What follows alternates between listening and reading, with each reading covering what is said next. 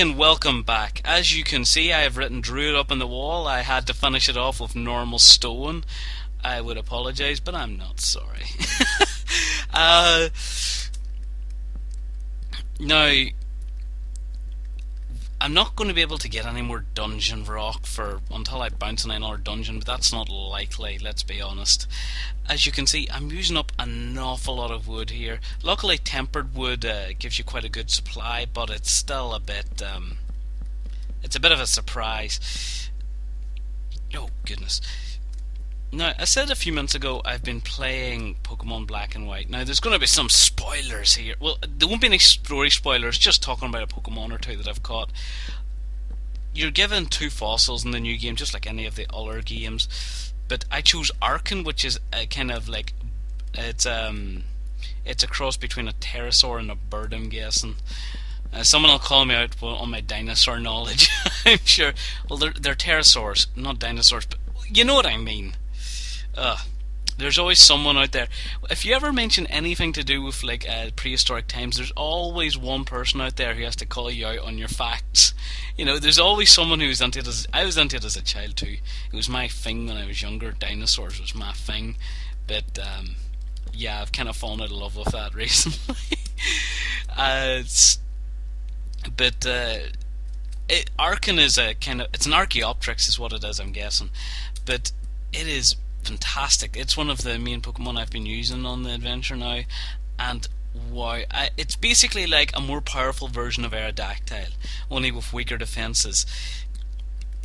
I just remember hitting the ice gym with it, and I don't think flying's good against ice, but I just threw Archon anyway. And its aerobatics move, whenever it doubles in power whenever you don't have an item attached, and my god, it just ripped everything apart in that gym, even though they were all higher level than me. The Pokemon is great. And the new game as a whole, enjoying it. I'm really enjoying the new Black and White game. I think it's pretty good. I'm not sure if it's better than Diamond and Pearl. I thought they were brilliant. I'm sure some of the old school fans will probably be critical of it, but honestly, I think it's been the best game since Red and Blue. I wasn't that big a fan of Gold and Silver. I know there's a lot of Gold and Silver real fans out there, Gold and Silver, because it was the second game, and a lot of the people who play Pokemon came to it through the second game rather than the first. The first got the word out there, and the second, a lot of people came to it then. I was there for the first time, because whenever I first got Pokemon, it was with a Game Boy Color I was given for Christmas, and I was given Pokemon Blue with it, and I just loved that game. The minute I got it, me and Squirtle, we just conquered the world. I remember going to a Pokemon contest for the official Nintendo magazine. I was there in the Belfast contest, and I got crushed. I think you had to have 3 wins in order to play the O&M against the O&M team, and I got beaten like 5 or 6. I illegally entered several times because I kept getting beaten.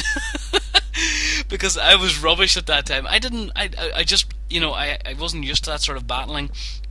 I went in there with a level 89 Blastoise up against level 100 Mewtwo's, and I got destroyed.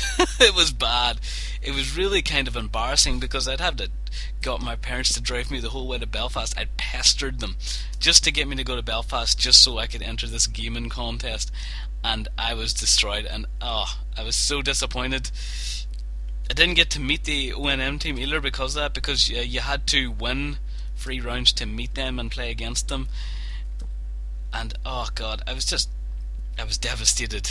It was good. It was a good day though. There was a lot of trading card battles going on, and I always refused to do trading card battles because I don't know if any remember, but there was a bonus reward system thing whereby whoever knocked out another Pokemon was given a reward, and I always thought for some reason that reward was taken from, you took one of the opponent's Pokemon to use in battle, but you get to keep it.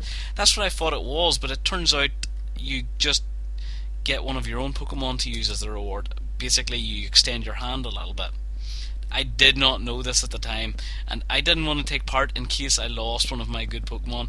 Not that I had anything really worth. I think my best card was like a first edition Machamp. You know, I wasn't going around with Charizard or anything. No. It was good though. It was a good day out at the ONM competition because there's a lot of fun people to meet. Had a laugh. There was other competitions. There was a penalty taking competition, like a penalty kick thing, and I won a prize in that. But it was nonsense. I mean, it was just kick it through a hole in the net and win a prize, and I won a prize. I'd lost trying to get the better prize though, which was a PlayStation 1 at the time. God, I can't believe I'm talking about this. This is what I end up doing instead of playing Pokemon at a Pokemon event. But yeah. God, I was destroyed, and the people in there along with me, they all kind of had an idea, I think, about competitive battling. I remember at the time trying to figure out why I'd lost, and it's fairly obvious. If you go in to a Pokemon battle with significantly lower levels, having never have heard of it, I don't even know if IVs or EVs were around for those games, but I knew nothing about the mechanics. As far as I was concerned, Hydro Pump was the best move in the game.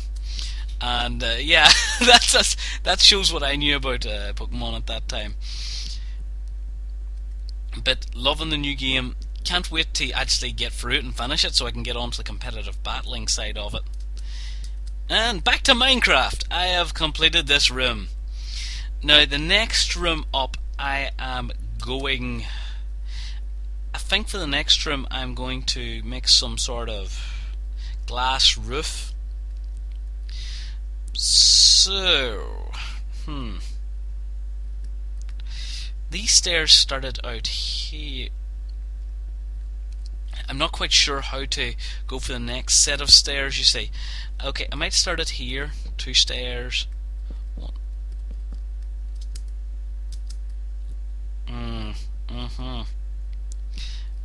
Yeah, I'm going to move this back 1.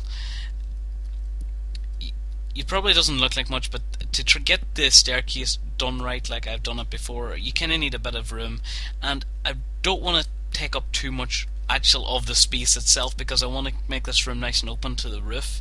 I want to make a glass roof. I can't believe I've done up this whole episode of O&M Daily and I've quite literally made a wall. Hang on, I'm going to try and get out of here quick so we can view it from outside. I'm not sure how to do. Oh god, it's getting dark. I've got to get out here quickly. Here's my secret base area down to the Chicken Ninja base. Can I get down quick before it gets dark and before I run out of recording time? Ow. Okay.